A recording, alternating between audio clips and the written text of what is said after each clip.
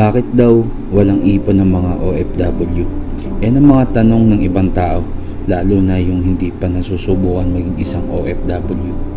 Bakit daw wala tayong mga ipon? Bakit daw wala tayong naipundar? Bakit daw hindi na lang tayo umuwi sa Pilipinas? Sino ba naman kasi yung taong hindi gustong umuwi ng Pilipinas?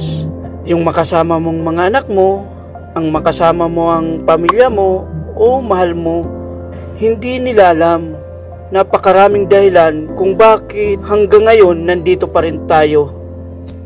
Malungkot ang mag-isa sa abroad, lalo na ang kagaya kong hindi nakakaalis ng bahay ng basta-basta. Pero sa awa ng Diyos, natuto pa rin akong ngumiti dahil minsan wala tayong kakampi sa abroad kundi ang ating mga sarili. Natututo tayong lumapit sa Kanya dahil sa bawat pangungulila natin sa pamilya, nariyan lamang siya at dinadamayan tayo. Hindi lahat sa abroad kakampi mo dito. Minsan, sila pa mismo ang sisira sa iyo. Pero magkagayon man, naniwala pa rin ako na ang bawat isa sa atin ay may kabutihan. Kabutihang dapat ipinaparamdam, gaya ng pagmamahal na dapat pinapadama natin sa mga kapamilya nating nasa abroad.